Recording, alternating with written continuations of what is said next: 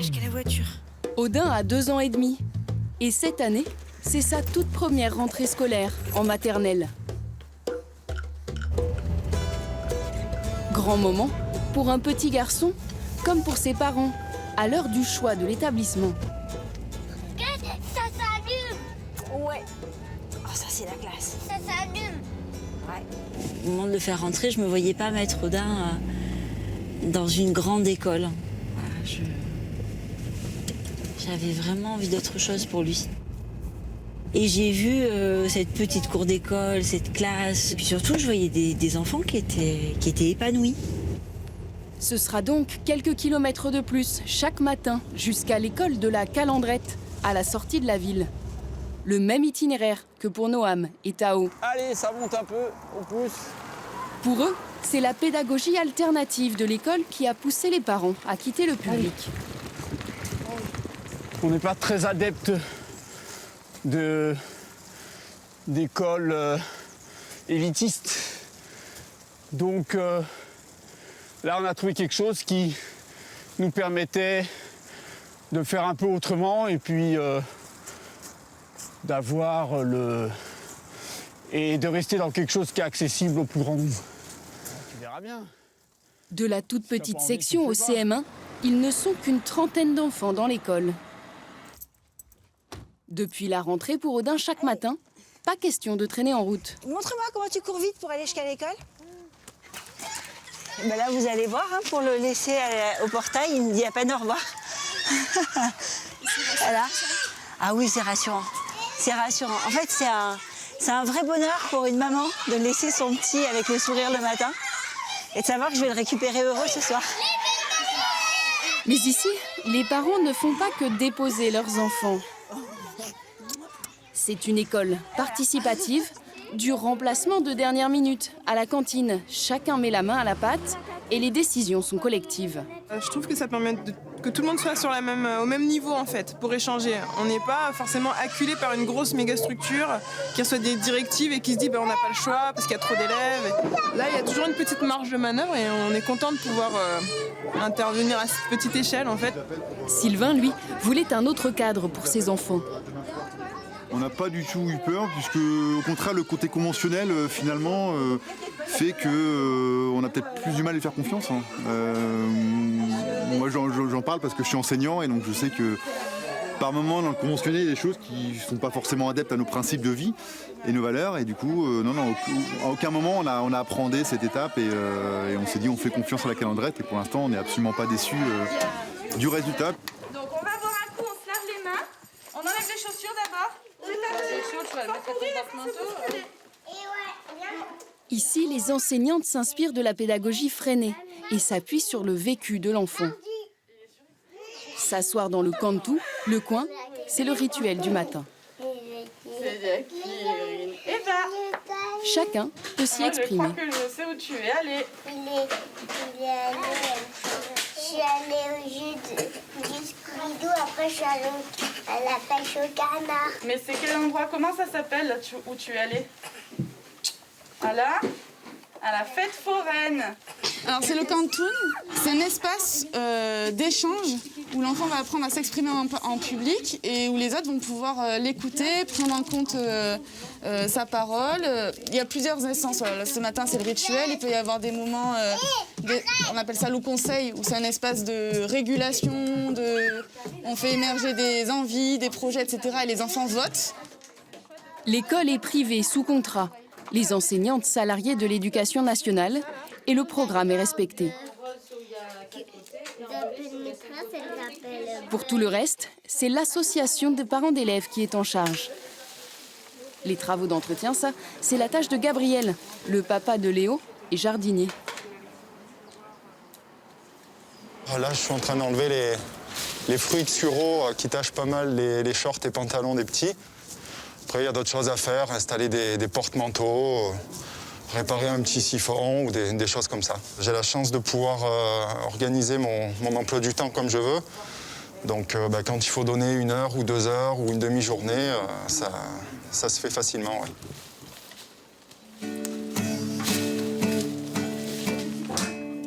che vira rupicciutrin, en montagne. La Calandrette, c'est un réseau de 70 établissements dans toute la moitié sud de la France. Le principe, un enseignement laïque en immersion dans la langue occitane. Ici, pour les maternelles, cela reste de l'initiation ludique. Pour les élémentaires, par contre, cette année, l'école a trouvé la perle rare, une nouvelle maîtresse, bilingue. Quand dit brut, giorni, à quoi vuol dire? Pas brut. Ça veut dire pas un bruit, la consigne. Ici, toute la classe se fait en alpin-doc, variante locale de l'occitan. Vous du bris, lu vostre caserne à la première pagine. D'accord? Je vais continuer en français. Il faut parfois encore traduire pour rassurer, mais à cet âge, les progrès sont rapides. Ce matin, papa il a dit mets tes choses à dire. En occitan, il a dit tout. Du coup, j'ai tout compris. Le quart d'heure de lecture commence, pas une brute. Toute sa scolarité, Rachel l'a passée dans ce type d'école. Alors quand elle décide d'enseigner à son tour, le choix lui paraît évident. J'ai travaillé 2 années à Toulouse en tant qu'animatrice dans une école, pas Calandrette. J'ai vu les manques dans cette école par rapport à ce que j'avais connu enfant. Les liens qui n'étaient pas là entre enseignants, parents, animateurs et la façon de faire classe. C'est sa première année comme maîtresse. Face à elle, 14 élèves et 4 niveaux différents à gérer. Ça favorise l'autonomie et c'est vrai qu'on travaille beaucoup dessus. On travaille beaucoup dessus, les enfants s'entraident et on les incite à s'entraider, les plus grands aident les plus petits. On travaille beaucoup sur l'expression, sur voilà, on essaye de faire une classe tous ensemble et ils savent vite ce qu'ils ont à faire. Dans la campagne, tous les bébés animaux sont nés. Mais oui, ils cherchent les lapins, ils cherchent les bébés, ils sont derrière. Chacun travaille, mais là c'est juste, je voulais que je lise une histoire, du coup je lis l'histoire. Et toi, t'aimes bien lire les histoires pour les petits? Ouais.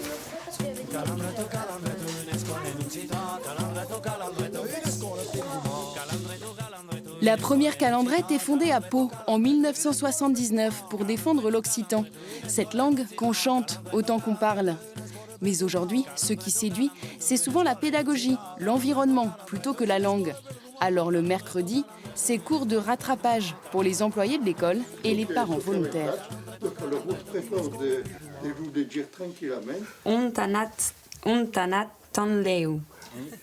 Elle vient de Bourgogne et avec 4 enfants scolarisés, Coralie a dû ressortir ses cahiers. L'accent tonique est important. C'est un calandron, on avait dit. À la maison, on doit lire des poésies avec eux ou les aider dans leurs apprentissages. C'est plus simple si on a quelques notions de la langue quand même, sachant que je ne suis pas du tout originaire du sud de la France ni des Hautes-Alpes. Donc voilà, c'était des notions, l'occitan, que je n'avais pas du tout. Pour des lounes 81 ans et toujours engagé dans son combat. André Faure est un ardent défenseur des langues locales. C'est pour ça qu'il a fondé cette école. On n'arrivait pas à déboucher, à faire quelque chose au niveau de l'occitan dans l'école publique parce qu'il n'y avait pas le moyen, il y a de l'obstruction. Alors j'en ai fait dans la classe. Puis après, quand j'étais à la retraite, j'ai dit on va créer une calandrette. Tout simple. Et là, au moins, on sait ce qu'on fait. Et depuis 25 ans, les parents d'élèves continuent de faire vivre ce projet. En ce moment, Mathieu préside l'association. 30 heures par semaine minimum de dossiers, formalités et problèmes à régler. Son métier ne l'avait pas vraiment préparé. Il est accompagnateur en montagne. Vous mettez vos 2 mains et moi je vous fais toucher les yeux fermés 2 cailloux et vous verrez la différence qu'il y a. Alors Zozo, qu'est-ce qu'il y a de différent? Il y a un bouquet pointu et un bouquet pas pointu. Aujourd'hui donc, c'est juste pour le plaisir. Il anime une sortie avec la classe de son fils à la recherche des trésors d'automne. Alors on évite de les toucher.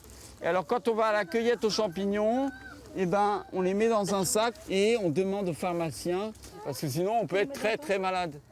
en tant qu'enseignante, je trouve que c'est un vrai travail d'équipe. Et ça, c'est hyper riche parce que je m'appuie beaucoup sur eux en fonction de leurs compétences, de ce qu'ils ont envie de donner, avec le temps qu'ils ont envie de donner. Et pour moi, du coup, ça enrichit vachement ce que je peux proposer aux enfants. Et voilà, on se sent vraiment équipe. Et ça, c'est chouette. L'école est finie, mais reste ouverte. C'est à chaque parent de choisir comment il s'investit. Delphine, elle, a intégré la bien nommée commission Picsou. Objectif, réunir les 7 000 € qui manquent au budget de l'école. Cette année, effectivement, il va falloir qu'on mette le paquet, qu'on cible des donateurs, des mécènes, puisque on a un budget, hein, bien entendu. En termes de recettes, on a des subventions régionales qui sont à la baisse. On a également des dotations qui sont également à la baisse. Il faut arriver à organiser des événements qui rapportent de l'argent et qui nous prennent le moins de temps possible. Donc voilà, il faut que ça rumine dans ce sens-là. Voilà. On est là en tant que commission pour être force de proposition, organiser. Par contre, derrière, en fait, à chaque événement, on a besoin de toute l'école. C'est-à-dire qu'il nous faut tous les parents d'élèves qui participent, sinon, en fait, on n'a pas assez de bras. J'espère pouvoir apporter ma petite pierre à l'édifice. Oui, on espère. On a besoin de tout le monde. Ce sera donc tombola, vente de gâteaux, recherche de mécènes. Du temps pour Delphine, qu'elle donne volontiers. Ça me donne la sensation de participer à un tout. Parce qu'il y a le projet des maîtresses, il y a les projets des parents, et puis il y a le lien qui se crée entre nous. Parce que là, je vois l'année qui se profile avec les manifestations organisées, c'est tout ce qui va être à faire. Et moi, ça me met en joie, voilà. Ça rajoute, ça confirme le fait que je suis au bon endroit, au bon moment et avec les bonnes personnes. Et c'est grâce à cette envie que l'école se maintient chaque année. Les feuilles rouges. Mathieu, lui, a beaucoup appris en présidant l'association. Cet Alsacien passionné de nature a presque autant progressé en comptabilité qu'en occitan. Là. L'os, en fait, les A, ça fait des O. Mais il le sait, l'équilibre reste fragile. Ce que j'explique aux parents, c'est que si l'école est à 330 € l'année et pas à 4000, c'est parce que les parents y travaillent bénévolement pour tous les à côté autres que l'enseignement. Donc, s'ils ne le font pas, l'école ferme. C'est aussi simple que ça. Et donc, on ne les met pas devant le fait accompli. Lui ne regrette rien. D'autant qu'un nouveau projet vient de naître entre parents.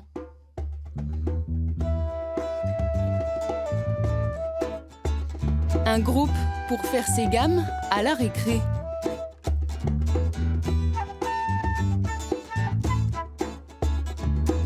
Ce sont aussi ces moments de liberté qu'ils viennent chercher dans l'école. Une liberté que ses parents disent ne plus trouver dans le service public.